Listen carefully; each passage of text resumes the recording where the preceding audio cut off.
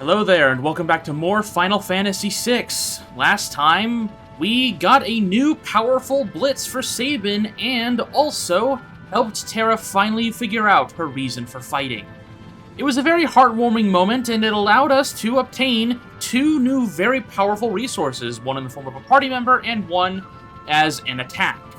But today we aren't really going to focus on Terra, unfortunately, despite the fact that I went out of my way to specifically get her, as I want to spend a little bit more time in the Veldt, which is, again, this small little area right here, as we still have a few party members that we haven't gotten yet, but one that we do have a lead on where exactly they are is Gau, and as Cayenne would state, he's probably here in the Veldt somewhere. So I've brought out Cayenne to kind of guide us to where he might have know Gau to be.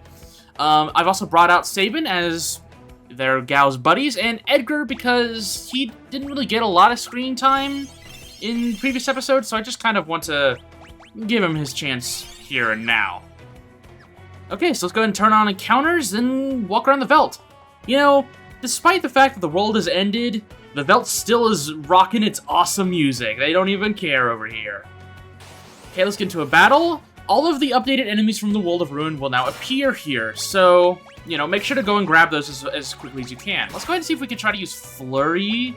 Now, I am not in the best position to use physical attacks with Cayenne because he's in the back row, but he's still doing an insane amount of damage to these guys. To be fair, they are fairly low level, but anyways, Cayenne took him down by himself. Okay, Gau, don't mind us looking at you with dangerous intent. I'm Gau. Your friend. I join you again. And just like that, Gau is on our team again. He's right there.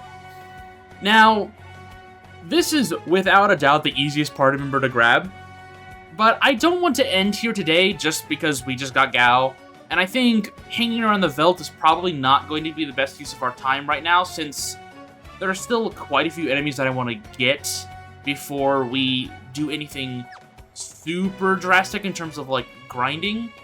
So instead, I want to go ahead and take a look at a few of the other things that are found here around the Veldt, as there actually is a new area and also a returning plot point that we just really haven't gotten to resolve just yet.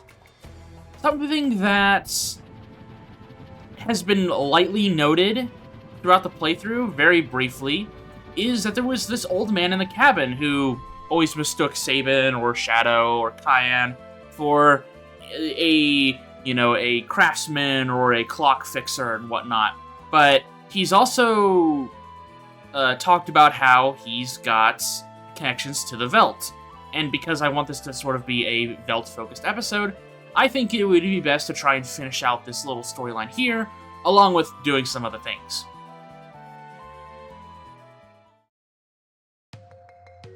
Let's go ahead and head inside this cabin here. Hello there, old man. Ah, hello again. It's been a while. Let me tell you, those repairs of yours were top-notch. I told you, I'm not... Now hurry up and fix that chair over there. You're gonna need to stand on it so you can fix the roof.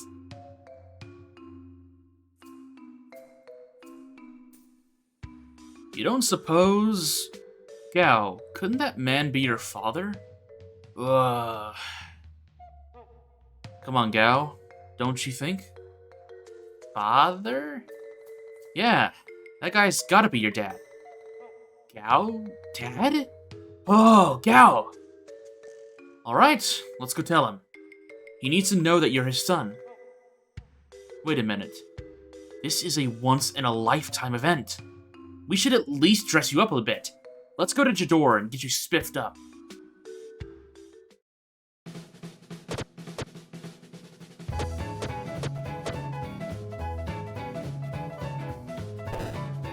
No, Gau, how many times do I have to tell you not to eat with your fingers?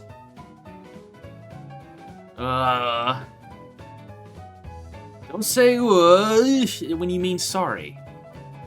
Yow.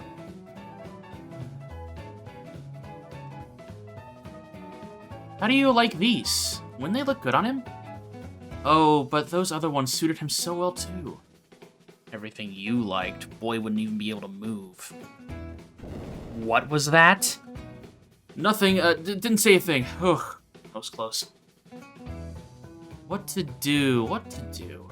Oh, this is nice. But we need something that would look good on Gao. Oh, pick something already. What did you say? Nothing. Now this is a fine and jaunty little hat. Maybe if you were a clown. I beg your pardon, if he wore a crown? Ha! We would not want his father to think he is some kind of prince now, would we? Oh, I know just the thing. That's a Kenpa-G. It's perfect, functional yet sporty. That's, not exactly what I had in mind. Not an ounce of fashion sense between you. Excuse me, I'd like to order a set of clothes like the ones I'm wearing. That's or no. We're trying to make him look better, not worse. Listen, Gao. You're going to go in there now and show your father what a fine young man you've become. Oh.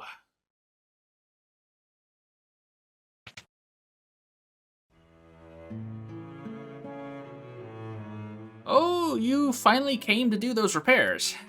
No, actually, I was wondering if you knew anything about Emperor Gestal's map. The Emperor's map? Seems like that's all anyone wants to talk about these days. Pardon? A little while back, another repairman wearing a bandana came here asking the same thing. So I told him. Then, where is it? It's where the mountains form a shape like a star. Sheesh, why didn't you just ask me from the beginning? No need to be shy. Now, sir. Right, I need you to get those repairs straight away. Sir, you had a son once, didn't you? You remember, right? A son? Yes, you see, sir, he's alive. Gao, speak up. Father. What? What's this all business about a son? I don't have a son. Now that you mention it, I once had a terrible dream. A dream in which some kind of demon child was born. I grabbed the thing and rushed off to the Veldt with it. The thing was crying like crazy by the time I got there. But, sir,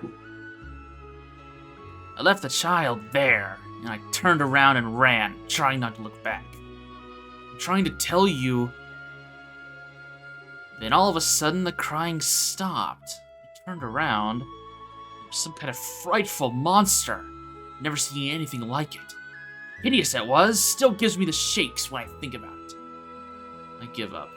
This guy's hopeless. But you, young man, your parents must be proud to have such a fine son. I still dream about being chased by that demon child. Terrifying, those dreams. Why, you old...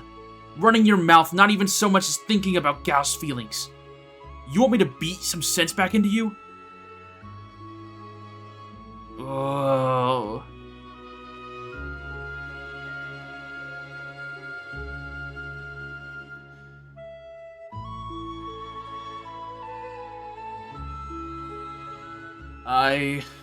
I'm sorry. Father alive. Gao happy.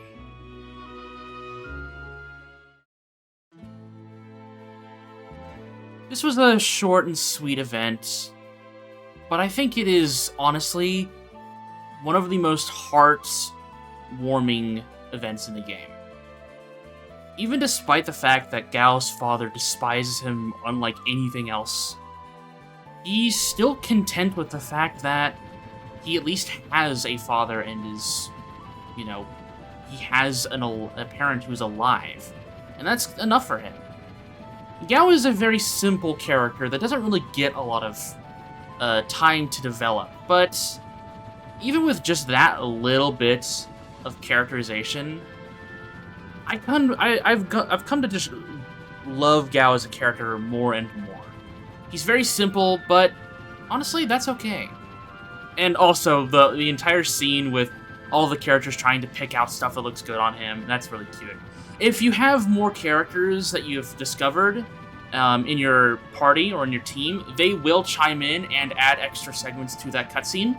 But I wanted to go ahead and just get that out of the way now, because it would be a little weird to just be constantly coming back to the Veldt to resolve plot situations, and I just kind of wanted to condense all of it into one segment, which that also includes something that wasn't here before that I wanted to look into. And while we're at it, we'll go ahead and use the boy squad here to explore this area. I think if I do change anyone out, it actually might be Cayenne. Or maybe Edgar. Maybe I should switch Edgar out. Yeah, let's go ahead and switch Edgar out, because Edgar... I know I said I was going to use Edgar because he hasn't really gotten a lot of screen time, but you know who also hasn't gotten a lot of screen time recently because she's completely new to this world of Ruin? Terra. General Leo, I think I've begun to understand the things you told me. Alright, let's bring Terra in for the front line. Let's bring Cayenne as well. We'll bring Sabin along for his very powerful blitzes, and because this episode started off with Gal, let's go ahead and have him join in the fun. I do want to make sure that I build Terra correctly, as I do not want her to just walk in there without anything useful. So let's go ahead and give her some earrings so she can be a very powerful magic damage dealer. The Genji helm is decent, and it's probably going to be the best equipment I can give her. Thankfully, we can now equip everyone in the party menu, which is really nice. Do I want any of these shields? I might take the ice shield. Nah, I'll be fine. Alrighty, let's get started. Going into this new cave that wasn't on the Veldt previously. It's just called Cave on the Veldt. This is not the Serpent Trench Crescent Moon Cave. Oh, Interceptor. Are you trying to tell me to follow you? Well, we'll definitely do that, but first things first, there is one place I want to look at, and that is here. We can see that there is some kind of treasure chest. There's a door system in this cave. Are there people here, I wonder? This is a very interesting dungeon. One, it's World of Ruin exclusive, but also we'll see here in a little bit why I consider it to be a little unique. There are some people here. When the three of us go hunting on the Veldt, we always run across a boy dressed in hides. Whoa, I'm Gao. For some reason, that boy never shows up when all four of us are out there together. Ah, that's because of, you've reached the party limit. You know, you gotta send one of you guys back to the airship. There are huge dinosaurs in the forest north of the Veldt. They're incredibly strong. There's no way a human could defeat one, but it sure would be something to brag about if you did. Ah, well. We'll keep that in mind. They always leave me here so they can try to befriend that kid. Huh, I don't want to go hunting with them anyway. See, you guys have already figured out the idea. You just need to have 3 party members. I guess you just were missing the dried meat. Oh, sorry, Terra. I didn't mean to make you burn yourself on that fire. Anyway, there are enemies in this dungeon, despite the fact that there are just guys kind of chilling here. Let's go ahead and use the standard Stray Cat build. Flurry. We'll use some standard magic. And then we'll just auto-battle Phantom Rush, I guess? I am messing up the input because I want to see how much damage Cayenne is doing, and he's doing pretty decent damage. I put him in the front row so that he can use Flurry as his main attack without really losing too much damage. There's a Berserker Ring. That's a relic. I have the Alarm Earring on Gal so we don't get back attacked at any point. The Berserk Earring is what I think we got right there, yeah? Sorry, the Berserk Ring. Is it not? Oh, wait, no, that's not for that. Yeah, no, hang on. I can't even equip that just yet. I was looking at my notes like, oh, yeah, you can't equip that yet. 2 Twin Scythes. Okay, well, then let's do Rising Phoenix instead. And then we'll just do Stray Cat, Bushido. Yep, auto battle. The Rising Phoenix animation is super long. Thankfully, these Twin Scythes are weak to fire, so we can just use AoE spells and they'll go down without much issue.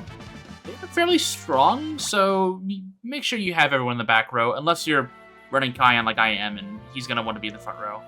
We can see any of the other hidden areas with this map, thankfully. We can grab this treasure chest without much issue. Are there really... There's more than just twin scythes here. I don't know why I'm getting unlucky here. I think there's at least 3 enemies in this area total. I've got nothing but twin scythes. I really don't want to be here grinding enemies, so come on, game. Of course, monster in a box. This is the Death Warden, a pretty dangerous enemy. I'm generally just gonna try and have my Gal play support here. There's Doom. With the Phantom Rush, honestly, this boss should go down pretty quick. That's the hope, at least. Phantom Rush should delete a lot of this enemy's HP. And we oh, well, it deleted all of its HP.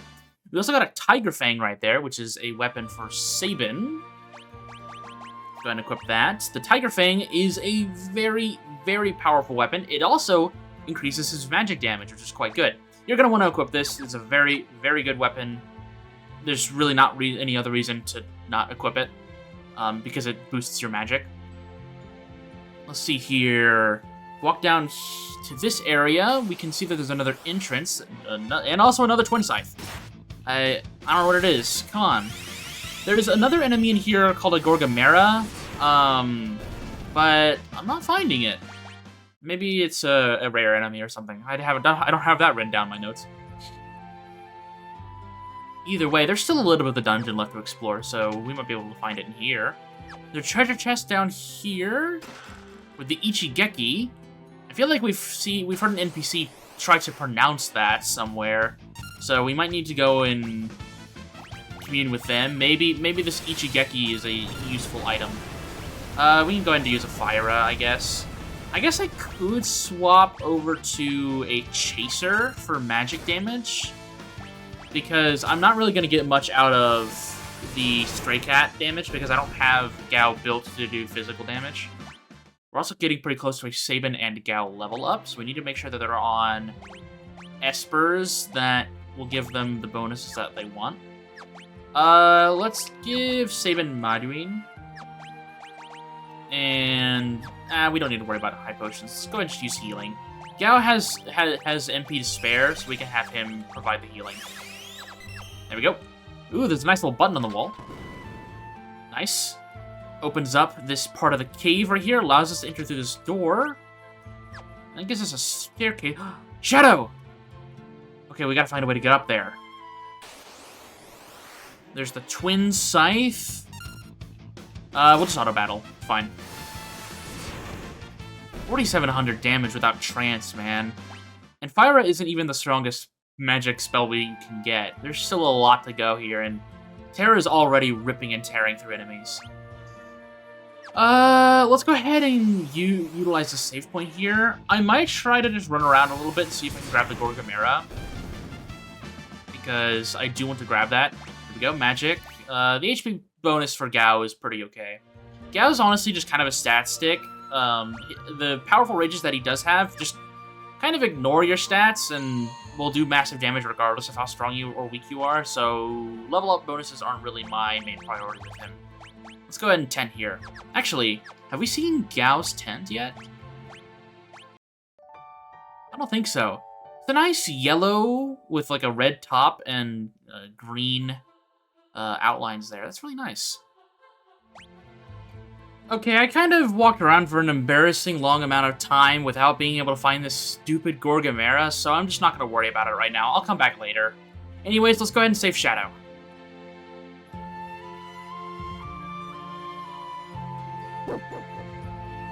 How you doing, Interceptor? These wounds are awful. Alright, saving Shadow won't be this easy. We have to deal with the Behemoth King, a very strong enemy, but honestly, pretty simple to deal with. Just make sure your party's healthy and deal a lot of damage to him. We're going to utilize both the Golem and the Zona Seeker in order to increase our magic defense and physical defense as much as possible.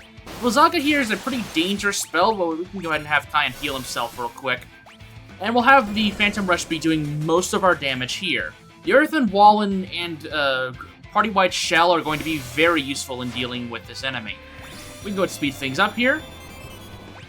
I don't think Cayenne's going to fully heal himself, but it'll get pretty close. What are we healing at? Yeah, 713. We can top that off here in a little bit. We can go Kira, Cayenne. We can have Terra jump in on the action when it comes to damage. These enemies are going to be weak to fire damage, so throw as many fire attacks as you've got at them. Rising Phoenix is pretty useful, but Phantom Rush is going to be doing most of our damage here. Something's coming from behind. It's not just one Behemoth King. It is another Behemoth King. We're going to go ahead and auto-battle here. The general strategy still remains. We're going to have Gao play the defense. We're going to have Terra go ahead and apply Fire Up.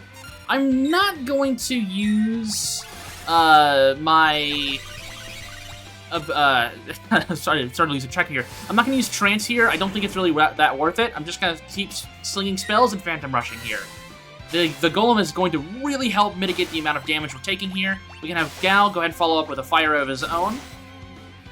Cayenne bringing in some decent damage with Flurry. Phantom Rush should be enough to take it down here, though.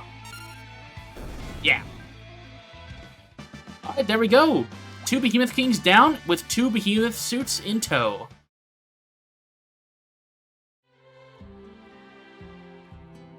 We can't do anything for wounds like these here. Let's fly to Thamasa on the double.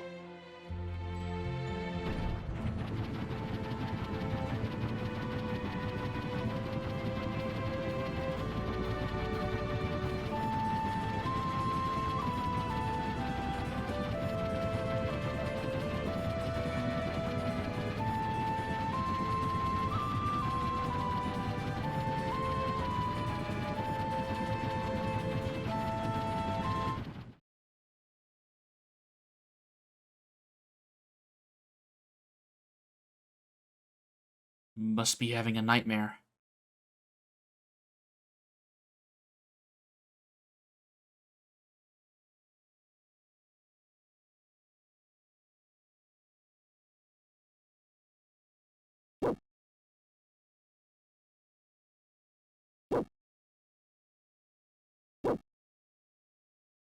You came to try and stop me leaving. I'm sorry, but I can't turn back, boy. Stay here with my daughter. You both deserve to live in peace.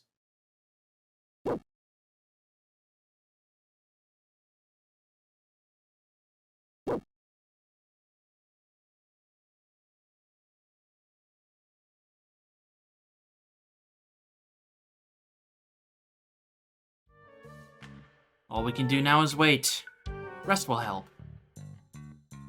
And we're here in Thamasa. We got to see the end of one character's story and the seemingly beginning of another. Before we end off today, I do want to note something about this. If you did not wait for Shadow on the floating continent, he dies right there and then. Instead of Shadow being there in the cave on the Veldt, Relm will be there in his stead. You'll still have to fight the enemies, and Relm will be here resting up in Thamasa. If you save Shadow, on the other hand, he will be here, just like we've seen, and Relm is still yet to be found. Though, we do know where Locke is, and we are also now here in Thamasa, which we haven't explored yet, so maybe we will get leads on them. But for right now, I think we've done enough. We finished up Gao's story, and we started to see snippets of the man beneath the cowl on Shadow's part. So, next time on Final Fantasy VI, we'll start exploring around here in Thamasa, see if we can get any more information about our friends, and see where that leads us. So, with that said, I'll see you soon.